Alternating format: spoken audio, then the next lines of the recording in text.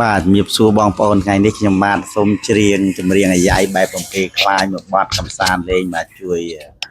ស្ថាបនាផងបងប្អូនមិនមានខុសត្រូវទេក៏សូមខន្តីអភ័យទោសបាទអើយបោកលេខអតាំងចេញម៉ាំងអតុយអតិតអត់លុយជួបម៉ែអតយ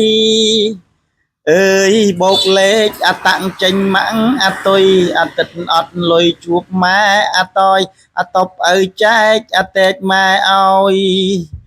រទេះបាសក្រោយសួយអទូចាស់ថាច័ន្ទខ្លាអង្គាខ្លែងក្របីបាត់ឯងថាចាស់ថាច័ន្ទខ្លាអង្គា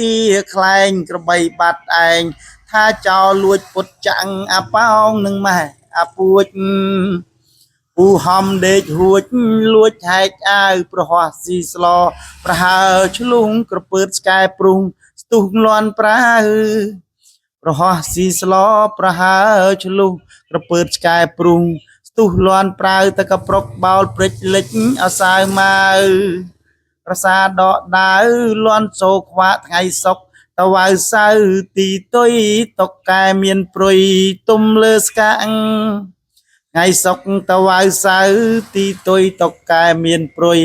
ទុំលើស្កាចូលគុំស្គីបៀស៊ីឡាំងជើងលេខឆ្លើយខ្វាងថាមានលៀបងាកឆ្វេងក្រមុំស្ដាំមេម៉ាយទៅមុខផ្លែអាយក្រោយបាយត្រៀបដើរឆ្ងាយបានមិត្តចិត្តមានលៀបហោចណាស់បានស្ទាបស្ទង់មើលចិត្តណែ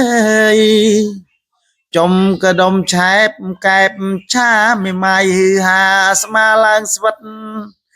ចំកដុំឆែបកែបឆាចាំមេម៉ាយហឺហាស្មាឡើងស្វិតស្មោះកងត់រៀងខ្មៅកងាត់សពុតក្រោមផ្ចិតដូចឥតជាតិណែ